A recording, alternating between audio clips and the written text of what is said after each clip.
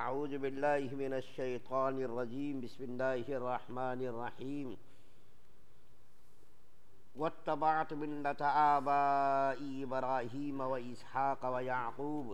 ما کان لنا ان نشرک باللہ من شیء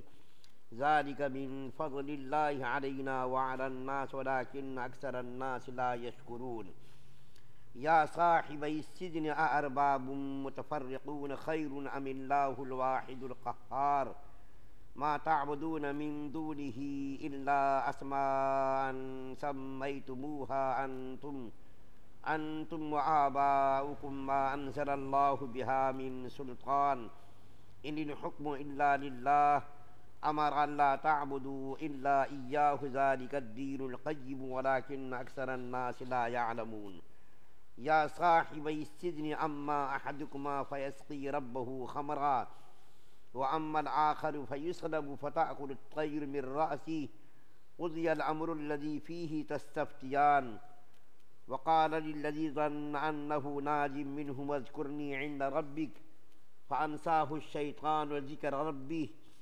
فلبث فی السجن بضع سنین۔ اور میں نے اپنے باپ دادا ابراہیم علیہ السلام، اسحاق علیہ السلام اور یعقوب علیہ السلام کے دین کی پیروی کی ہے۔ ہمیں یہ حق نہیں ہے کہ اللہ کے ساتھ کسی بھی چیز کو شریک ٹھہرائیں۔ یہ توحید کا عقیدہ ہم پر اور تمام لوگوں پر اللہ کے فضل کا حصہ ہے، لیکن اکثر لوگ اس نعمت کا شکر ادا نہیں کرتے۔ اے میرے قید خانے کے ساتھیوں، کیا بہت سے متفرق رب بہتر ہے یا وہ ایک اللہ جس کا اقتدار سب پر چھایا ہوا ہے؟ اس کے سوا جس کی تم عبادت کرتے ہو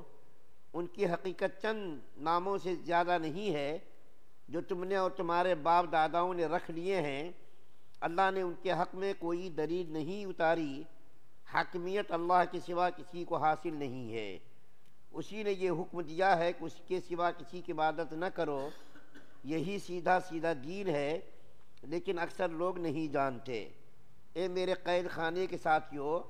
اب اپنے خوابوں کی تعبیر سنو۔ تم میں سے ایک کا معاملہ تو یہ ہے کہ وہ قید سے آزاد ہو کر اپنے آقا کو شراب پلائے گا، رہا دوسرا تو اسے سولی دی جائے گی جس کے نتیجے میں پرندے اس کے سر کو نوچ کر کھائیں گے۔ جس معاملے میں تم پوچھ رہے تھے اس کا فیصلہ اسی طرح ہو چکا ہے، اور ان دونوں میں سے جس کے بارے میں ان کا گمان تھا کہ وہ رہا ہو جائے گا، اس سے یوسف علیہ السلام نے کہا کہ اپنے آقا سے میرا بھی تذکرہ کر دینا۔ پھر ہوا یہ کہ شیطان نے اس کو یہ بات بھلا دی کہ وہ اپنے آقا سے یوسف علیہ السلام کا تذکرہ کرتا، چنانچہ وہ کئی برس قید خانے میں رہے۔ سورہ یوسف کی 38 نمبر سے لے کر 42 نمبر کی آیات آپ کے سامنے پڑھی گئی ہے۔ کل آپ کے سامنے ذکر کیا گیا تھا کہ یوسف علیہ السلام جب قید خانے میں آئے تو یوسف علیہ السلام کے ساتھ مزید 2 قیدی بھی اور آئے قید خانے میں۔ ان دونوں نے یوسف علیہ السلام کی بزرگی کو دیکھ کر، نیکی اور پارسائی کو دیکھ کر اپنے اپنے خواب کو بیان کیا۔ ایک نے یہ خواب بیان کیا کہ میں شراب نچوڑ رہا ہوں اور میں پلا رہا ہوں، اور ایک نے یہ دیکھا کہ میرے سر پر روٹی کا ٹوکرا ہے اور اس روٹی کے ٹوکرے سے پرندے نوچ نوچ کر کھا رہے ہیں۔ تو یوسف علیہ السلام نے ڈائریکٹ ان کو خواب کی تعبیر نہیں بتائی، بلکہ کل بھی آپ کے سامنے جو آیت پڑھی گئی تھی اس میں اور مزید ابھی جو پڑھی گئی ہے ان آیات میں یوسف علیہ السلام نے ان قیدیوں کے سامنے اللہ وحدہ لا شریک کا ایک ہونے کا تصور پیش کیا۔ عقلی دلیل سے بھی اللہ کا ایک ہونا پیش کیا اور نقلی دلیل سے بھی پیش کیا، اور ان سے کہا کہ صرف ایک اللہ وحدہ لا شریک ہی اس بات کا مستحق ہے کہ اسی کے سامنے اپنی پیشانی ٹکائی جائے، اسی کے سامنے سر جھکایا جائے، اسی سے اپنی مرادیں مانگی جائیں، اسی کے سامنے حاجت پیش کی جائے، اسی کے سامنے سجدہ کیا جائے، اسی کو اپنا حاجت روا مشکل کشا سمجھا جائے۔ اور کہا کہ اے میرے قید کے ساتھیوں، کیا یہ بہتر ہے کہ بہت سارے خداؤں کو مانا جائے، یا یہ بہتر ہے کہ ایک خدا وحدہ لا شریک کو مانا جائے. بہت سارے خداؤں کو تمہارے باپ داداؤں نے تجویز کر رکھا ہے، ان کے نام الگ الگ رکھے ہوئے ہیں. بارش کا خدا الگ، رزق کا خدا الگ، اور جو ہے لوگوں کو نفع پہنچانے کا خدا الگ، نقصان پہنچانے کا خدا الگ، مارنے کا خدا الگ، جلانے کا خدا الگ. ہر ضرورت کے لیے تمہارے باپ داداؤں نے نقلی خدا بنا رکھے ہیں، جس کے اندر نہ تو سننے کی طاقت ہے، نہ تو دیکھنے کی طاقت ہے، نہ کسی کی ضرورت پوری کرنے کی طاقت ہے. اس کے اندر تو کچھ ہے ہی نہیں، حص ہی نہیں ہے. اس کے اندر تو کوئی طاقت ہی نہیں کہ کسی کو نفع پہنچا سکے، کسی کو فائدہ پہنچا سکے. تو بتاؤ تمہیں لوگ، عقل بھی تو یہی کہتی نا کہ ایک خدا کو ماننا چاہیے. ایک خدا کو ماننا ہی یہ عقل کا بھی تقاضا ہے اور نقل کا بھی تقاضا ہے. ہم نے جو اپنے باپ دادا ابراہیم علیہ السلام کی ملت کی پیروی کی ہے، اسحاق علیہ السلام کی ملت کی پیروی کی ہے، یعقوب علیہ السلام کی ملت کی پیروی کی ہے، یہ یوسف علیہ السلام کے باپ داداؤں کے نام ہیں. تو یہ جو ہے ان کے سامنے پیش کر رہے تھے، اور پیش کرنے کے بعد یوسف علیہ السلام نے ان سے اب یہ کہا کہ دیکھو تم دونوں نے جو خواب دیکھا ہے، تم دونوں کے خواب کی تعبیر یہ ہے. اب میں بتا رہا ہوں. پہلے تو یوسف علیہ السلام نے اپنی ذمہ داری ادا کی، اپنا فریضہ ادا کیا کہ چونکہ وہ قیدی تھے، اس کا دل نرم ہوتا، اس کے دل کے اندر یکسوئی رہتی ہے. تو یوسف علیہ السلام نے سب سے پہلے اللہ وحدہ لا شریک کا تصور اس کے دلوں میں پیدا کیا، اور اس کے بعد پھر یہ سوچا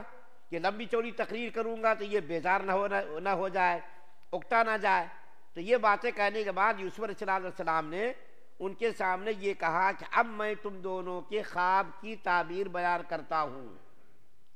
اور تم دونوں کی خواب کی تعبیر کیا ہے کہ جس آدمی نے یہ دیکھا کہ میں شراب نچوڑ رہا ہوں، شراب نچوڑنے والا تو رہا ہو جائے گا، جیل سے چھٹکارا اس کو مل جائے گا،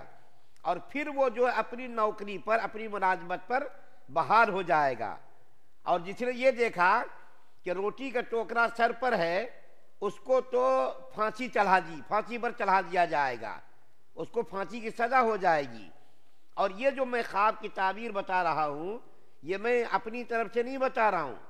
بلکہ اللہ کا یہ اٹل فیصلہ ہے، اس کے اندر کوئی بھی تبدیلی نہیں ہو سکتی. یوسف علیہ السلام نے یقین کے ساتھ کہہ دیا کہ جو میں نے خواب کی تعبیر بتائی ہے یہ ایسا ہی ہوگا. یہ میں اپنی طرف سے نہیں بتا رہا ہوں، بلکہ اللہ وحدہ لا شریک کا پیغام ہے، اس کے حکم کے مطابق یہ میں خواب کی تعبیر بتا رہا ہوں. پہلے بھی میں نے آپ کے سامنے ذکر کیا کہ خواب اگر آدمی کوئی دیکھ لے تو جب تک اس خواب کو کسی کے سامنے بیان نہ کرے اور وہ خواب کی تعبیر نہ بتا دے، اس وقت تک اس خواب کی تعبیر معلق رہتی ہے، اس کا کوئی اظہار نہیں ہوتا. اور اگر کوئی اس خواب کی تعبیر بتا دے پھر اس خواب کی تعبیر ویسی ہی ہو جاتی ہے. اس لیے میں نے عرض کیا تھا اپنے خواب کو ہر خاص و عام کے سامنے بیان نہیں کرنا چاہیے، بلکہ جو متقی، پرہیزگار، دیندار ہو اس کے سامنے بیان کرنا چاہیے، خیر خواہ ہو اس کے سامنے بیان کرنا چاہیے، ہر خاص و عام کے سامنے بیان نہیں کرنا چاہیے. تو یوسف علیہ السلام نے ان دونوں سے کہہ دیا کہ تم میں سے ایک تو رہا ہو جائے گا اور ایک کو پھانسی دی جائے گی. لیکن دیکھیے مفسرین نے لکھا ہے کہ یوسف علیہ السلام کتنے شفیق اور مہربان تھے. دونوں میں سے یہ نہیں کہا کہ تم کو پھانسی دی جائے گی اور تم کو رہا کیا جائے گا، بلکہ کیا کہا، دونوں میں سے ایک تو رہائی پائے گا اور ایک کو پھانسی دی جائے گی. کس کو پھانسی دی جائے گی؟ یوسف علیہ السلام کو معلوم تھا کہ اس کو پھانسی دی جائے گی، لیکن اس کے سامنے بیان نہیں کیا، بلکہ کہا کہ رہا ایک ہوگا اور ایک کو پھانسی دی جائے گی. اور جس کو پھانسی دی جائے گی اس کے لاش کو پرندے نوچ نوچ کر کھائیں گے، اس کی لاش کو پرندے نوچ نوچ کر کھائیں گے. روٹی کا ٹوکرا اس کے سر پر تھا، پرندے کھا رہے تھے. تو یوسف علیہ السلام نے کہا کہ دوسرے کو جو پھانسی ہوگی اور پرندے اس کی لاش کو نوچ نوچ کر کھائیں گے، ایسا ہی ہوگا، اس کے اندر کسی قسم کی کوئی تبدیلی نہیں ہوگی. یوسف علیہ السلام نے متعینہ طور پر دونوں میں سے کسی کو یہ نہیں کہا کہ تم کو پھانسی ہوگی. کیوں؟ اگر یہ کہہ دے کہ تم کو پھانسی ہوگی تو وہ آدمی گھلنا شروع ہو جاتا اور پریشان ہونا شروع ہو جاتا، غم کے پہاڑ اس کے اوپر ٹوٹ جاتے۔ اس لیے یوسف علیہ السلام نے مبہم کہہ دیا کہ ایک کو پھانسی ہوگی، ایک کو رہائی ہوگی، ایک ملازمت پر بحال ہو جائے گا، دوسرا پھانسی کی سزا سے دوچار ہوگا۔ اس کے بعد یوسف علیہ السلام نے جب یہ خواب کی تعبیر بتائی تو کل میں نے آپ کے سامنے حضرت عبداللہ بن عباس کی ایک روایت بیان کی تھی، انہوں نے کہا کہ حقیقت میں دونوں نے خواب دیکھا تھا، اور حضرت عبداللہ بن مسعود کہتے ہیں خواب نہیں دیکھا تھا، بس یوں ہی جھوٹ موٹ آ کر کے آزمانے کے لیے یوسف علیہ السلام کے سامنے انہوں نے خواب پیش کیا تھا۔ تو جب اس خواب کی تعبیر بیان کی گئی تو دونوں آدمی کہنے لگے ارے رے رے رے میں نے تو کوئی خواب نہیں دیکھا، بس ویسے ہی میں نے آپ کے سامنے اپنا خواب بیان کیا تھا، ہم نے کوئی خواب نہیں دیکھا۔ یوسف علیہ السلام نے کہا کہ تم نے خواب دیکھا ہے یا نہیں دیکھا ہے، بس اب ایسا ہی ہوگا۔ قضی الامر الذی فیہ تستفتیان، اللہ تعالیٰ کا اٹل فیصلہ ہے، اس کے اندر کوئی رد و بدل نہیں ہو سکتا، اب ایسے ہی ہوگا۔ اس کے بعد یوسف علیہ السلام نے جس کے بارے میں معلوم تھا کہ یہ آدمی رہائی پائے گا اور ملازمت پر بحال ہوگا، اس سے کہا دیکھو بھائی جب تم چلے جانا بادشاہ کے سامنے تو بادشاہ کے سامنے میرا بھی تذکرہ کرنا، اور کیا کہنا کہ ایک بے قصور جو ہے آدمی قید خانے کے اندر پڑا ہوا ہے، میرا تذکرہ کرنا۔ جب وہ آدمی گیا اور ملازمت پر بحال ہو گیا تو اتفاق دیکھیے کہ شیطان نے اس کے ذہن سے یہ بات نکال دی، شیطان نے یہ بات بھلا دی، اور سالوں تک یہ بات ان کے ذہن میں نہیں رہی۔ یہاں پر ایک بات کہہ کر کے ختم کرتا ہوں، اس کے بعد آگے اور بات آئے گی کہ یوسف علیہ السلام نے اس آدمی کو وسیلہ بنایا، ذریعہ بنایا۔ وسیلہ بنانا، ذریعہ بنانا شریعت میں یہ تو جائز ہے، دنیا دار الاسباب ہے، کوئی کام اگر کرنا ہے تو کسی کو ذریعہ بنا کر کے کوئی کام کیا جاتا۔ لیکن یوسف علیہ السلام کا چونکہ مقام بہت ہی اعلیٰ اور عرفہ ہے، نبی ہیں، مقدس نبی، پاکیزہ نبی، اور بہت بڑے مقام کے نبی ہیں، اس لیے اللہ تعالیٰ کو یہ بات ذرا پسند نہیں آئی کہ ہم نے تمہارا ہر موقع پر ساتھ دیا، بھائی نے حسد کیا اس موقع پر بھی تمہاری جان بچائی۔ جائز تو تھا یہ کہ پیغام بھیجا جاتا،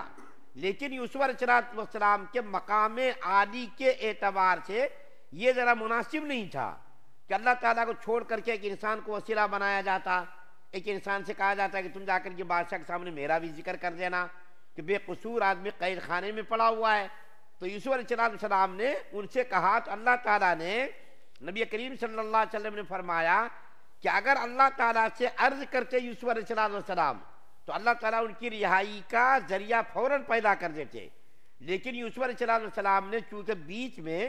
ایک آدمی کو ذریعہ بنایا تو اللہ تعالیٰ نے مزید قید خانے کے اندر یوسف علیہ السلام کو رکھا۔ بضع سنین، اس کے بارے میں لکھا ہے علماء نے کہ بضع یہ 3 سال سے لے کر 9 سال تک کی مدت کو یہ کیا شامل ہے۔ تو بعض علماء نے لکھا یوسف علیہ السلام اس واقعے کے بعد 7 سال تک قید خانے کے اندر رہے، بعض علماء نے لکھا ہے 12 سال تک قید خانے کے اندر رہے، بعض علماء نے لکھا ہے کہ 14 سال تک یوسف علیہ السلام قید خانے کے اندر رہے۔ جب اللہ تعالیٰ کو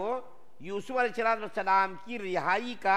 رہائی منظور ہوئی تو اللہ تعالیٰ نے اس کے لیے ذریعے خود بخود بغیر واسطے کے ذریعہ پیدا کر دیا۔ اللہ تعالیٰ نے اس آدمی کے ذہن سے تو نکال دیا،